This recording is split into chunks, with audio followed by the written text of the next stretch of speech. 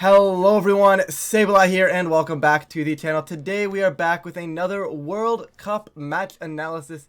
This time it is in top 16, Team Canada versus Team Germany. We are up against Christoph today, and of course everything you need to know about World Cup and my opponent can be found down below. My last week match was ended up on the main Victory Road stream, so feel free to check that out. I will leave that link if the VOD is still up. If not, I'm sure they're going to have a YouTube video eventually, and you guys will get redirected to that as well. However, jumping into this matchup here, it's a little spooky because at the moment we're playing this match, Team Canada is actually down 3-1 in games. So one more win from Germany and we are eliminated from World Cup. So I'm really trying to make sure that I'm not taking any unnecessary risks, especially into game one. Now, sometimes that's a bad way to look at the game and a bad way to approach things. However, that's kind of where my mental goes when I'm kind of like on the back foot, or I need to make like more like and I can't afford a loss necessarily, so sometimes like X2 in a tournament, you know, you can't really afford that loss. I tend to try and play game one a little safer than trying to necessarily than trying to force the issue. You know, as you can see here, I'm a little dicey on whether or not I want to bring Urshifu or the Gold Dango, because it's very tough, right? Because like it is the Miracle Seed Rillaboom on the other side of the field, so like as good as Urshifu is into stuff like that Shampoo, into the Arcanine, even into their own Urshifu for that matter, just to at least take a Surging Strikes, the fact that they're more than likely going to be bringing that Rillaboom is very, very concerning to me. So I figured, you know what, there's a lot more room where I can actually leverage Goldango to win an endgame, as opposed to had I gone for something along the lines of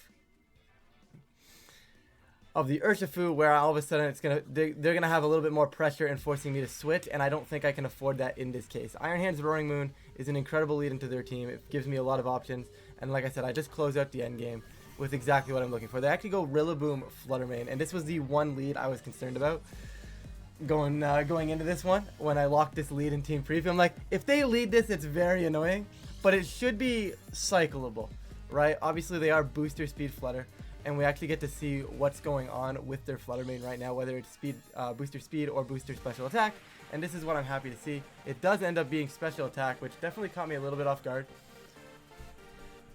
I was fully expecting it to be booster speed on this type of variant, you know, just because then you're already outpacing those Scarf Urshifus, and you can go for something like the Grassy Glide, the Dazzling Gleams, and just pick them off before they even get a chance to attack, which I felt this fit this team better, especially beside a Shenpao. You just have that like massive offensive presence.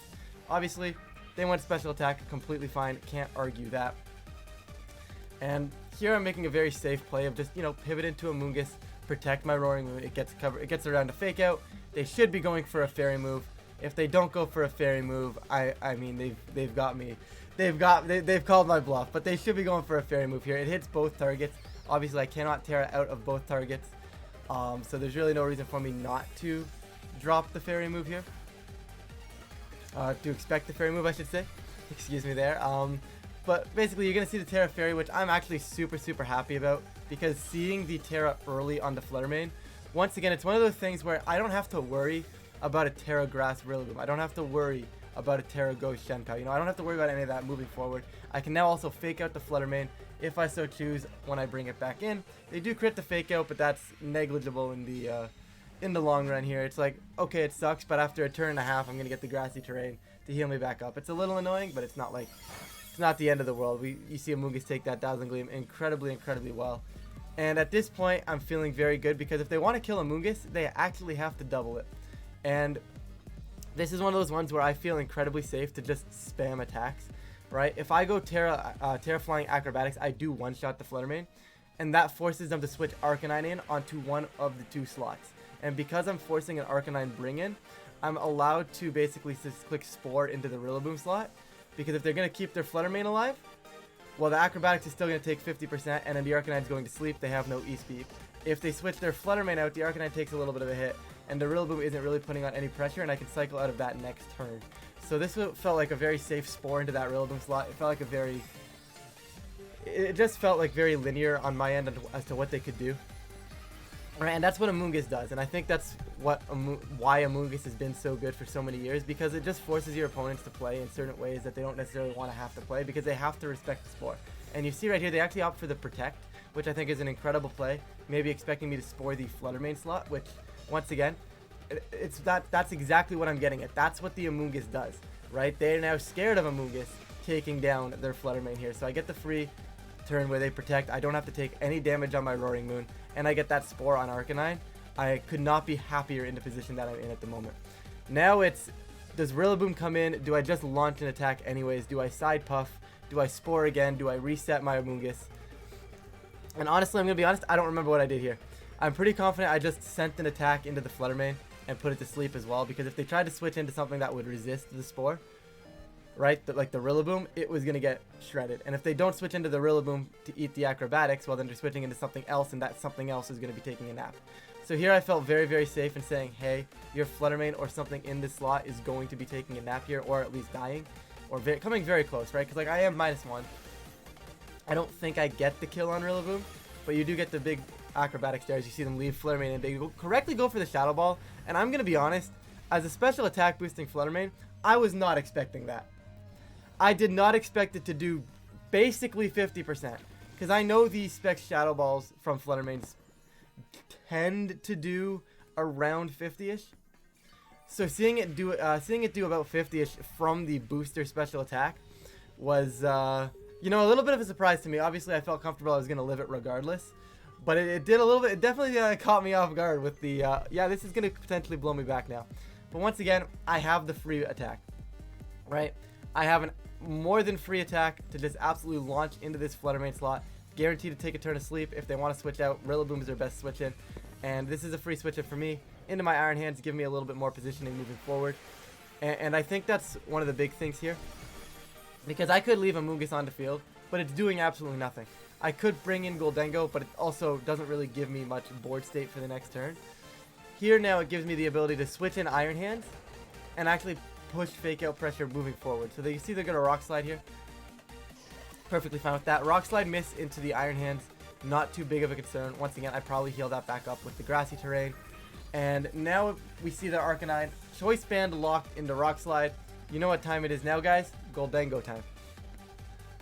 And this is exactly what I want, because now I get a free Fake Out into potentially the Rillaboom if I want it, if that's what they choose to bring in. If they don't bring that in, either way it's Fake Out Nasty Plot. I just Fake Out whichever slot I want to Fake Out. I might have actually just launched the Drain Punch here. I'm not 100% certain on how I approach this, because like, no, did I Wild Charge? Am I crazy? Did I Wild Charge calling the Torn? I might have Wild Charge calling the Torn, but I just Drain Punched the Arcanine. And I think I sent the, I think I just launched the Make It Rain because I wanted the damage.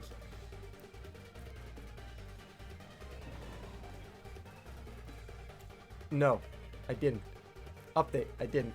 I was trying to figure, this is what I was doing, I remember now. I was trying to figure out if they were going to go into Urshifu or Torn. I figured Make It Rain covered the most, but if I would have Shadow Balled this Arcanine, and I wanted to, because I really wanted to go Drain Punch Shadow Ball, because it covered like 90% of the options. And we are going to see the Urshifu hit the field right now as we get a Make It Rain off from the Goldie for really, really, really good damage. Did they even have a Tornadus? I don't even remember. I'm pretty confident they did, but I could be wrong. And there's a Wood Hammer getting absolutely launched from Miracle Seed Rillaboom into my Iron Hands, and that just did way too much damage, okay? Like, I was not ready for that to do that much damage.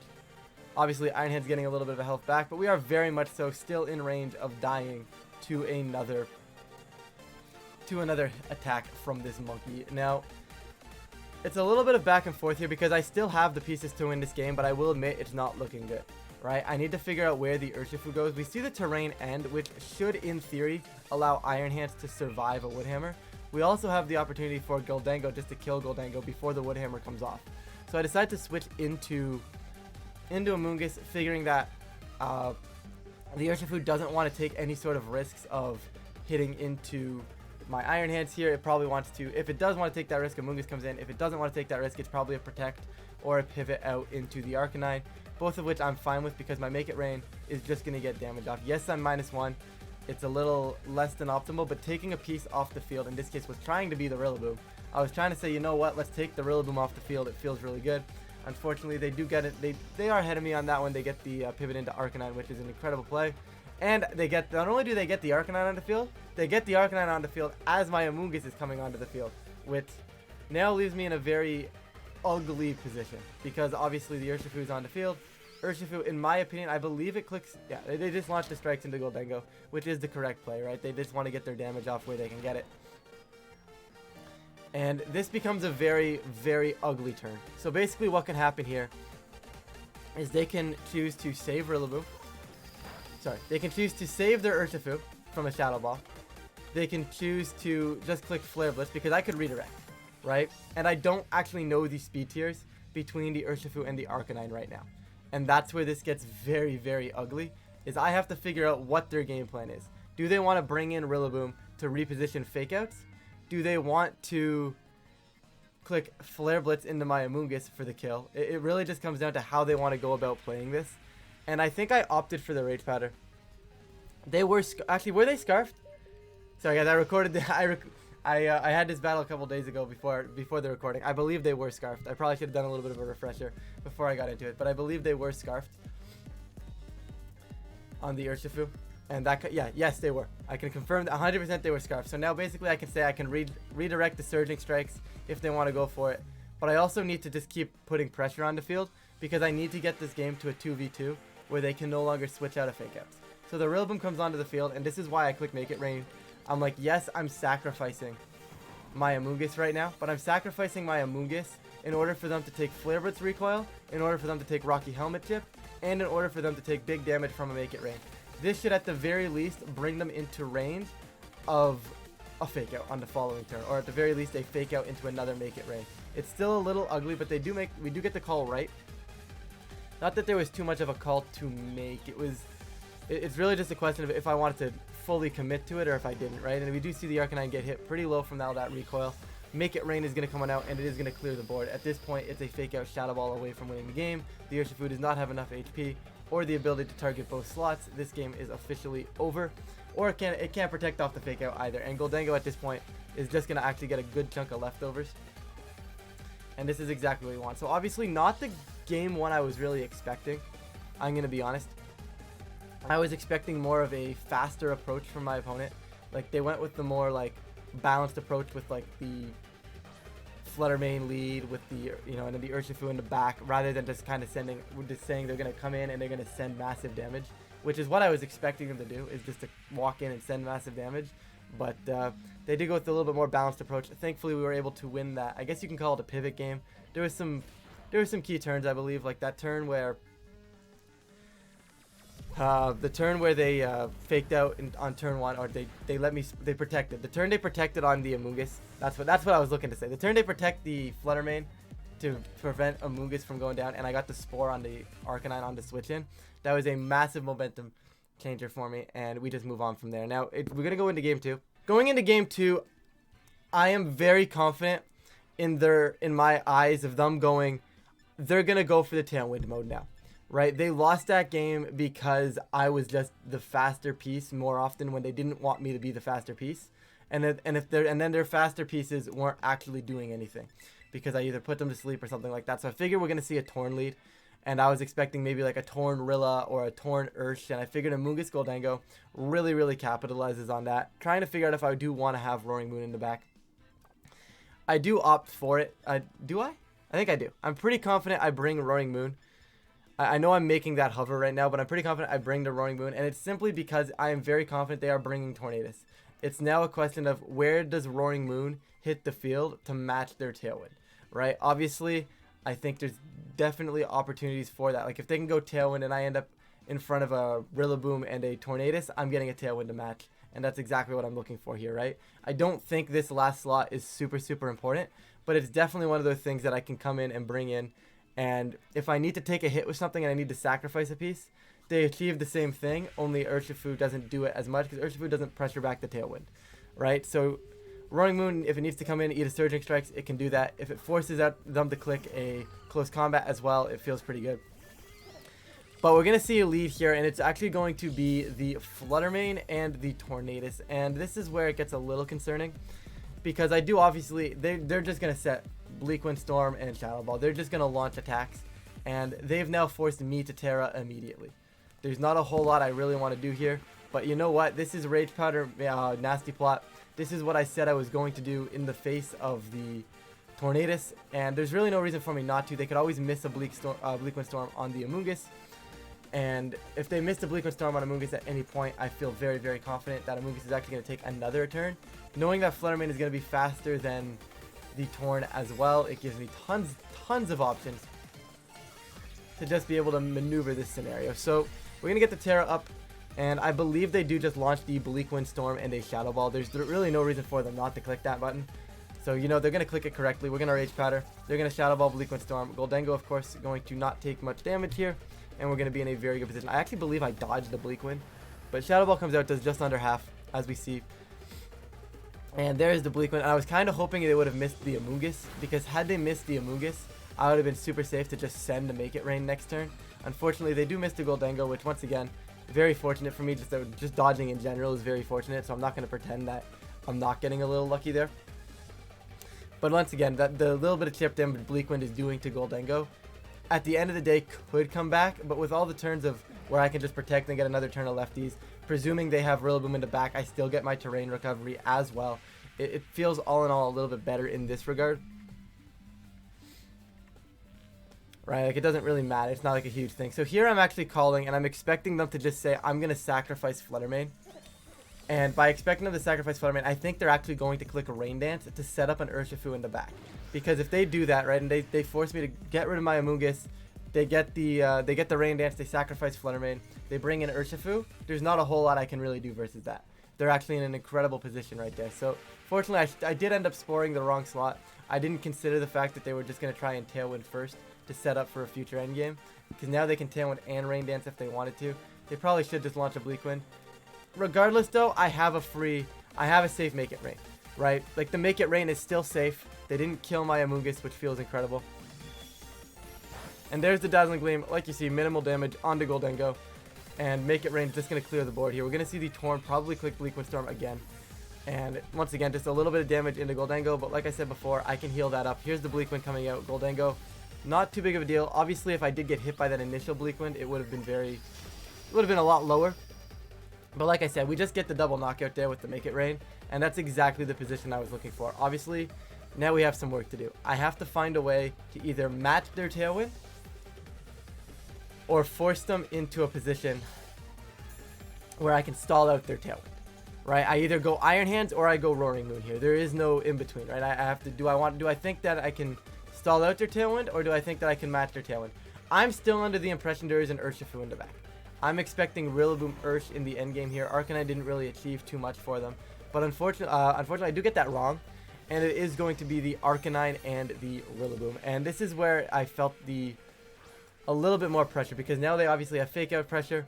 Goldengo doesn't want to be here. We do thankfully get the terrain, which is going to give us a bunch of health back really quickly, which is really, really nice, right? Now, I have opportunities, right? The Protect from Goldengo here is incredibly, incredibly obvious, right? There's no, like, world where Protect from Goldengo isn't obvious. However, with my mind, I am up a game. And being up a game, they need to call 2 turns in a row to get themselves back into the game, and even if they do, I'll still have a chance in the end game, so I think it's okay. And so I just go for the safe Protect anyways. The moment they don't make the play of doubling into my Roaring Moon, I am in a fully safe position. Absolutely nothing can go wrong, and it just feels pretty good, right? They should be, like I said, it's a very obvious play. They should be faking out Iron Hands. There's no reason they don't, because they can't allow me to just go fake out Make It Rain. There's no world in which they're just going to give me Fake Out Make It Rain. So the Fake Out has to go into the Moon. The question is, where does the Arcanine launch the Flare Blitz? Because there's nothing stopping it from launching said Flare Blitz here. It is more than likely going to be launching that attack, right? It's just going to happen. There is no in between, nothing that can go, no differentiation between that, right? We're going to see the Fake Out. Here's the Arcanine, here's the Flare Blitz, and they do get the call correct. They do launch it into the Roaring Moon, and that is a lot of damage. And there's a burn from the Flare Blitz as well, which is very, very ugly, because now I actually need to make maneuvers where I need to get Goldengo off the field and then back onto the field. So I need to somehow lose Roaring Moon and pivot Iron Hands onto the field, which, in my opinion, is very, very obvious.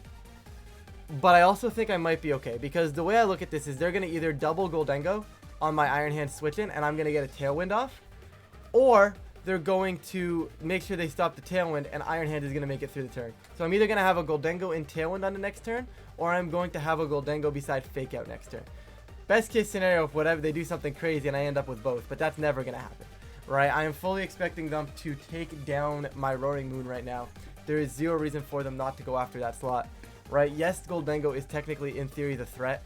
Could I have left on the field? I don't think so, because once again, it's Arcanine, it's clicking Flare Blitz. It's just a question of where does the Flare Blitz go once again. Do they trust their Grassy Glide to take out Roaring Moon? Because if they trust Glide to take out Roaring Moon, it gets a little ugly. So they are going to go Terra here. It's going to be the Terra Rillaboom. I'm going Terra Grass. Yep, every single day of the week. That's exactly what they have to do. And they make a really, really good play where they actually end up Flare Blitzing Roaring Moon because they realize that their Arcanine is going to be faster than the booster speed because they have a Tailwind up. They correctly Flare Blitz that slot. Now, I could have left Goldengo on the field again. That's twice now I played very protective with the Goldengo, and they just kind of ignored it, which is a little unfortunate because going for the Terra Grass was not something I was considering. And this is actually incredibly, incredibly bad. We saw how much it did the first time, and now they got the Terra boost, but thankfully Iron Hands is going to clutch it out by surviving on 11 HP. Now, we are not in the clear by any means. This is actually an incredibly poor position still, because now we see that the Arcanine is faster than Roaring Moon in Tailwind. It also means that their Arcanine is going to be faster than Goldengo outside of Tailwind. So I am forced to click Fake Out here. I will always be faking out Arcanine. That is a given. The question is, who does Rillaboom hit? Now, in my opinion, they know Arcanine is faster than... They know Arcanine is faster than my Goldengo. They should know that at this point in the game. Now, what I need to do is I need to spam Make It Rain and I need to Fake Out. And I need to hope for whatever reason they decide to hit the Goldengo. Now, there is a small chance in a world where they actually do hit the Goldengo because they might think that Make It Rain is going to kill their Arcanine. And if they're under the impression that Make It Rain is going to take out their Arcanine, hitting the Goldengo makes an incredible amount of sense. Right, Goldengo, of course, going to Make It Rain, but we see myself move first before this Rillaboom anyways, and like I said, if they were under the impression that they were going to lose Arcanine there, Woodhammer into Goldengo here makes sense. However, I was very much so expecting it to just go into Iron Hands and kill the Iron Hands, and then they'd have Arcanine versus Goldengo endgame. I'm not sure if that's just the Arcanine player, Christoph, not recognizing the Arcanine attack. Maybe he got a little bit used to Metal Coat Arcanine. Maybe just wasn't sure of the calc at all. I mean, I don't see a reason. Like, I still don't see the reason why you don't fake out. Sorry, why you don't just Grassy Glide the Iron Hands or Woodhammer the Iron Hands there, get it off the field. You know I have to fake out the Arcanine.